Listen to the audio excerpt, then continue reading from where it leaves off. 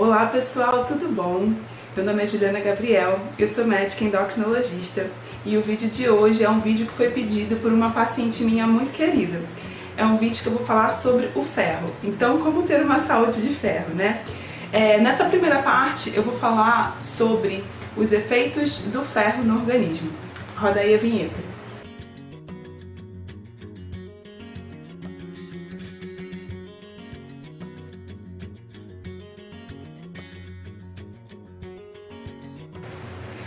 Bom pessoal, então vamos lá.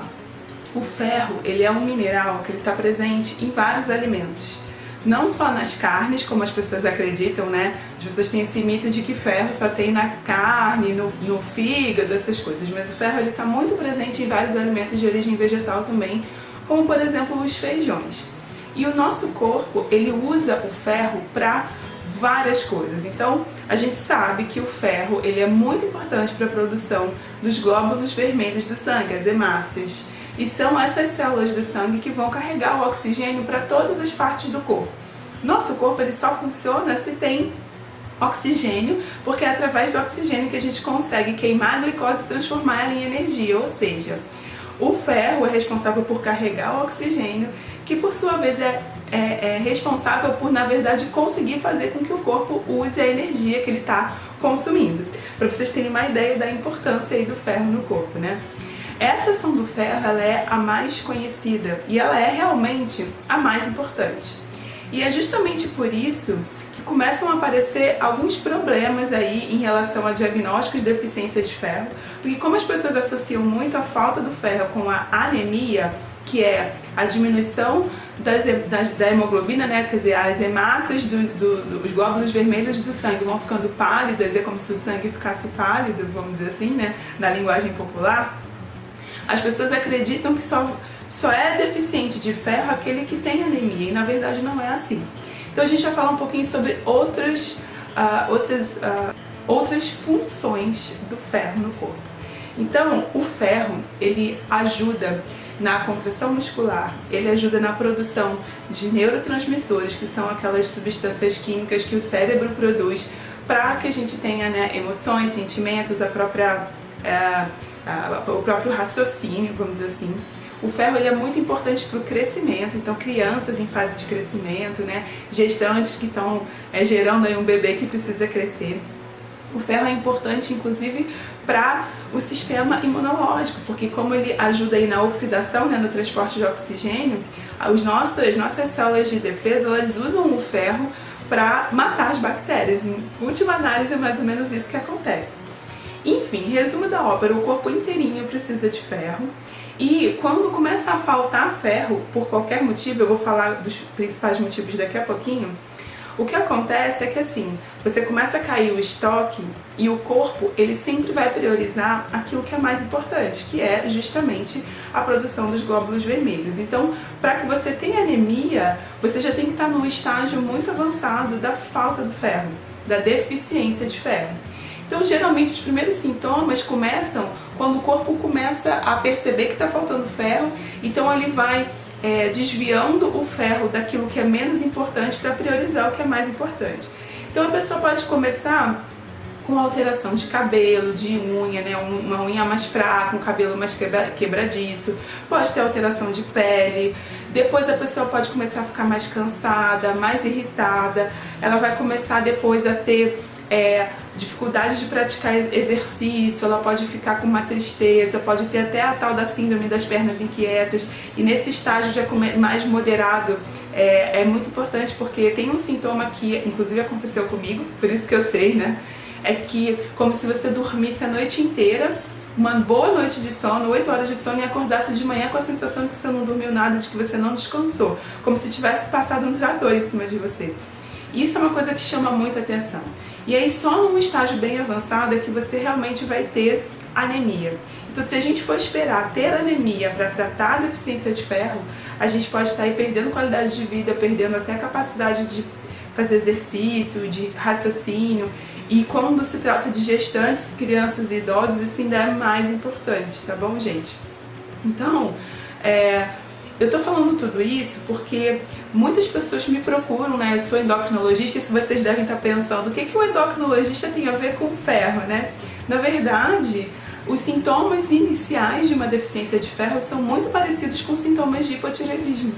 E como a deficiência de ferro ela é muito mais frequente na população do que o hipotireoidismo, que é a falta dos hormônios da tireoide, eu acabo sempre pesquisando. Então, tem muitas pessoas que me procuram em consultório justamente buscando aí se tem hipotireoidismo porque estão sentindo um cansaço, uma fadiga, né, uma unha fraca, o cabelo quebradiço e tudo mais. E aí a gente vai ver o exame da tireoide está normal ou está minimamente alterado, o que não justifica os sintomas. E aí eu vou partir para pesquisar a deficiência de ferro. Normalmente eu encontro. Segundo a Organização Mundial de Saúde, acredita-se que 1/3 da população tem a deficiência de ferro. 1/3 da população é mais de 30% das pessoas, é muita gente. E, na verdade, esse número é tão grande principalmente por conta das crianças, gestantes e idosos, né, que são os grupos de maior risco.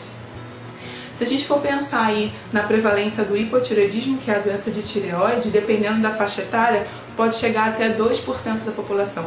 Mas 2% e 30% é muito diferente, né, gente? Então, vamos repensar aí, culpar a tireoide por qualquer coisa, vamos repensar aí usar remédio de tireoide com disfunções mínimas que na verdade podem não ser doença e vamos começar a pesquisar o que realmente pode estar causando o seu cansaço, tá bom? Bom, mas aí vamos falar um pouquinho então dos fatores de risco, né, para deficiência de ferro. O primeiro fator de risco é a questão da alimentação. E aí muitas pessoas falam que vegetarianos e veganos têm mais risco, porque acredita-se que o ferro só tem na carne. Na verdade, isso é um equívoco, pelo seguinte: existe uma coisa chamada biodisponibilidade, que é a capacidade que a gente tem de absorver o ferro daquele alimento. Realmente, a biodisponibilidade do ferro de origem animal ela é maior do que de origem vegetal. Mas o ferro no vegetal ele é mais concentrado do que no reino animal. Eu vou colocar aqui para vocês uma tabela para exemplificar. Por exemplo, a carne ela vai ter aí 1 ponto alguma coisa miligramas de ferro por 100 gramas, enquanto que o feijão vai ter em torno de 8. Então, por mais que a biodisponibilidade do feijão seja menor, o que você absorve no final de ferro é praticamente a mesma coisa ou até um pouquinho mais do que a carne, dependendo do tipo de alimento que você come. Então, ser vegetariano ou vegano não é um fator de risco desde que você realmente tenha uma alimentação adequada. Só que assim, a baixa ingesta de ferro, na verdade a alimentação, a baixa ingesta ela pode ser uma causa, mas a principal causa não é a questão da ingestão alimentar, e sim a questão das perdas, entendeu? Ou da baixa capacidade de absorção. Então, por exemplo, quem não absorve ferro direito, por exemplo, são pessoas que estão com alguma doença inflamatória ou que precisaram tirar o estômago por algum motivo, como por exemplo a cirurgia bariátrica, né? Idosos que já têm uma capacidade de absorção reduzida, mas realmente a principal causa é a perda de ferro.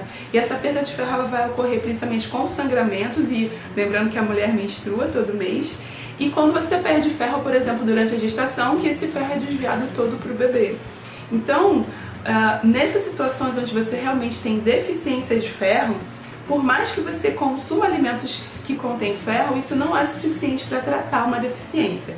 Isso pode ser suficiente sim para manter você bem quando está tudo bem, mas para tratar a doença precisa de suplemento. Isso porque, em média, a gente vai obter no alimento entre 0,5 e 1 miligrama de ferro por dia, no máximo 2. E quando você está fazendo um tratamento de reposição de ferro, a gente precisa de doses muito maiores, como por exemplo 20, 30, 50, às vezes até 100 miligramas de ferro por dia. Nenhuma alimentação vai ser suficiente, vai conseguir, ninguém vai conseguir comer tanta comida assim para ter, por exemplo, 100 miligramas de ferro. Então, quando você tem realmente a deficiência, quando a gente já está no nível da doença, a alimentação sozinha ela não vai ser suficiente para repor, para tratar aquela deficiência. A alimentação ela é importante sim para prevenção e para manutenção depois que você já tem o estoque corrigido, tá bom?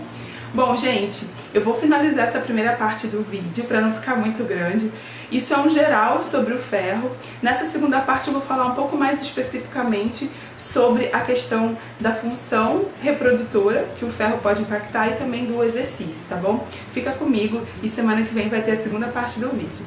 Um beijo bem grande pra vocês, eu espero que vocês tenham gostado, eu espero que tenham tirado aí as dúvidas. Se ficou ainda alguma pergunta, alguma dúvida, deixa aqui nos comentários, de repente eu já até coloco no vídeo da semana que vem, tá bom? E a gente se vê no próximo vídeo. Um beijo bem grande pra vocês. Tchau, tchau!